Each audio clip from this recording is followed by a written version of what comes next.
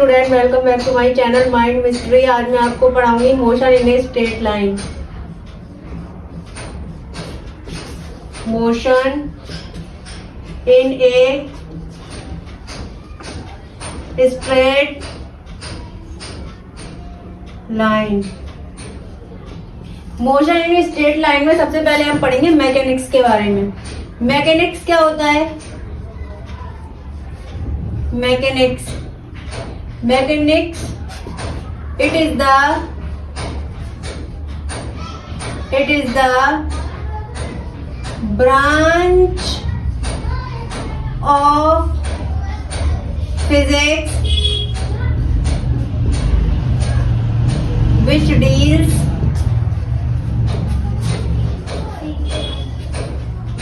with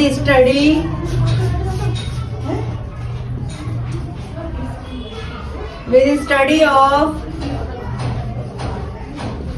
rest or motion of the object। Motion in a straight line सबसे हम पढ़ेंगे mechanics.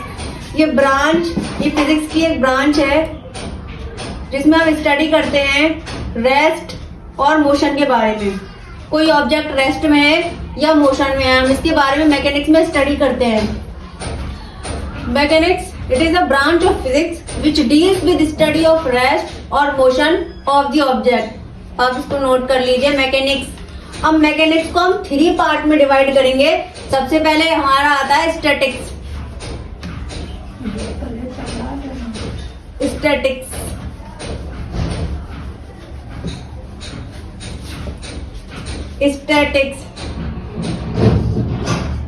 Statics में हम जो ऑब्जेक्ट रेस्ट में है उसके बारे में स्टडी करते हैं। It is the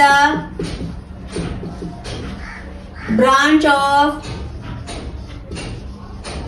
mechanics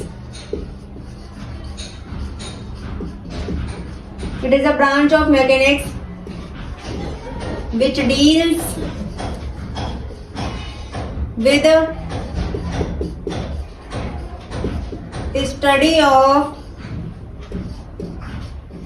object at rest।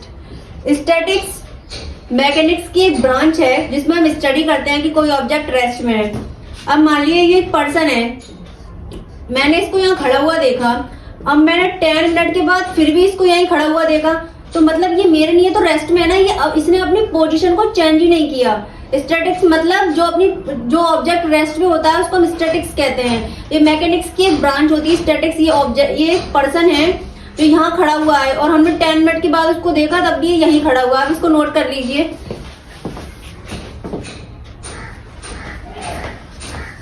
Statics के बाद हम पढ़ते हैं काइनेमैटिक्स। स्टैटिक्स में हमने क्या बताया, ये मैकेनिक्स की एक ब्रांच है। स्टैटिक्स में हम स्टडी करते हैं कि कोई ऑब्जेक्ट हमारा रेस्ट में होता है। मैंने इस पर्सन को आपको एग्जांपल देके बताया कि ये पर्सन है, ये खड़ा हुआ है, हमने 10 मिनट के बाद इसको देखा तब भी यहीं खड़ा। अब मान लीजिए एक पर्सन है जो चेयर पे बैठा हुआ है, अब हमने मान लीजिए 20 मिनट के बाद इसको देखा तब भी ये चेयर पे ही बैठा हुआ है, तो ये हमारे लिए क्या है, रेस्ट में है। इसने अपनी पोजीशन को ही चेंज नहीं किया। स्टैटिक्स मतलब जो अपनी पोजीशन में चेंज नहीं करते उसको हम स्टैटिक्स कहते हैं। अब हम पढ़ते हैं काइनेमैटिक्स के बारे में।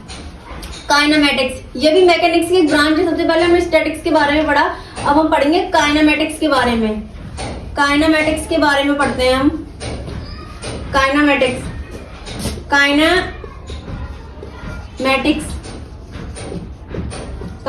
होता है it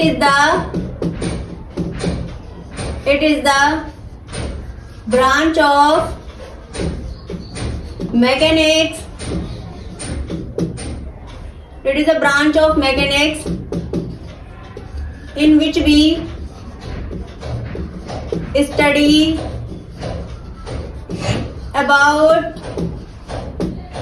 motion without knowing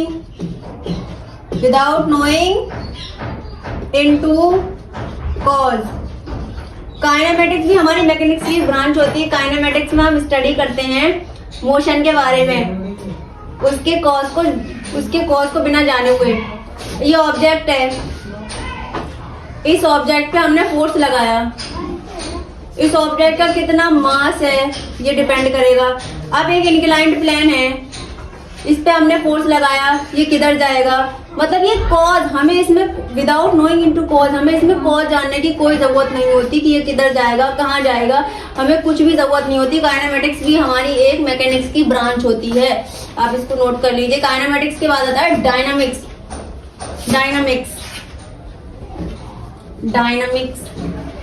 statics के बारे में पढ़ा हमने, काइनेमेटिक्स के बारे में पढ़ा, अब हमें डायनामिक्स, जैसे हमें इसमें कॉज की हमें जरूरत नहीं होती, लेकिन हमें इसमें कॉज जानना होता है। डायनामिक्स में हमें कॉज की जरूरत होती है। डायनामिक्स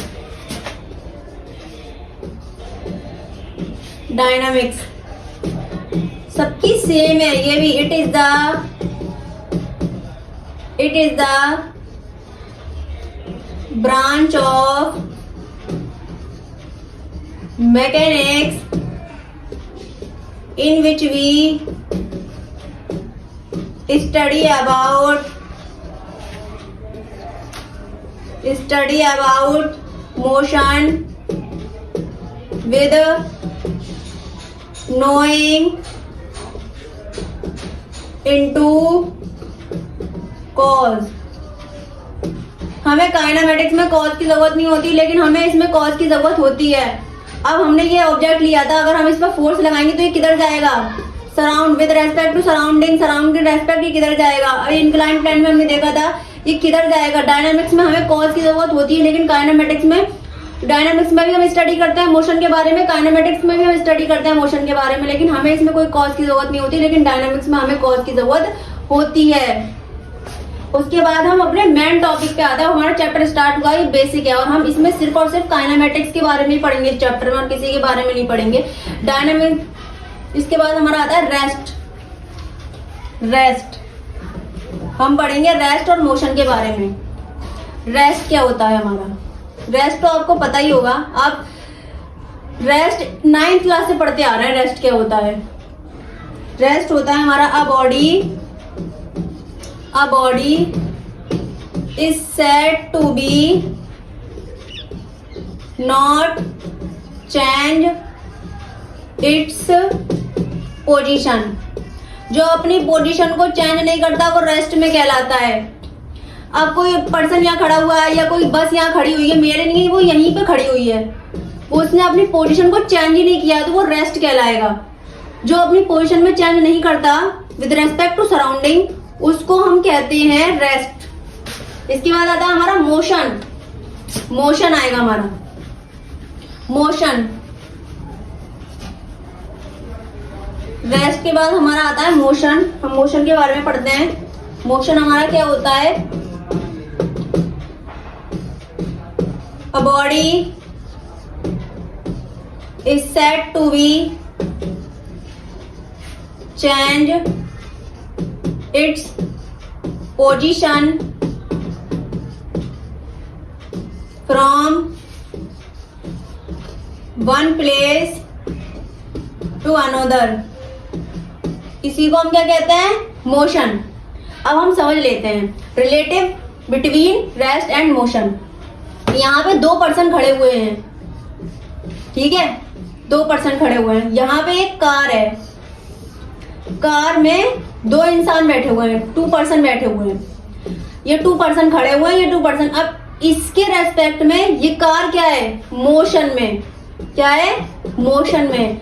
अब ये जो कार में 2 पर्सन बैठे हुए हैं, इस पर्सन के लिए ये पर्सन क्या है, रेस्ट में। मान लीजिए ये ए है, ये बी है, ये ई है, ये एफ है। मान लीजिए ए के लिए ई मोशन में है, बी के लिए एफ मोशन में है, लेकिन ई के लिए एफ क्या है, रेस्ट में है। अब एक और एग्जांपल मैं लेके बताती हूँ आपको।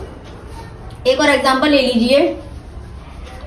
जैसे एक एग्जांपल है, ये बस स्टॉप है, यहाँ पे 3 पर्सन खड़े हुए हैं। यहाँ बस है, बस में बहुत सारे लोग बैठे हुए हैं। इसके लिए क्या है, ये मान लीजिए ये ए है, ये बी है, ये सी है, ई है, एफ है, जी है। ए के लिए ई के रेस्पेक्ट में क्या है, ई ए के रेस्पेक्ट में क्या है, मोशन में। ए ई के रेस्पेक्ट में क्या है, मोशन में। अब ये पर्सन इसको देख रहा है, ये भी क्या है मोशन में, क्योंकि ये मूव कर रही है ना, अपनी पोजीशन को चेंज कर रही है। लेकिन ए बी के लिए क्या है, रेस्ट में, ये अपने आप को चेंज नहीं कर रहा। ई बी एफ के लिए क्या है, रेस्ट में। अगर आपको मेरा लेक्चर पसंद आया हो तो इसे लाइक कीजिए, सब्सक्राइब कीजिए। Thank for watching my video. And हम नेक्स्ट लेक्चर में हम टाइप्स ऑफ मोशन के बारे में पढ़ेंगे।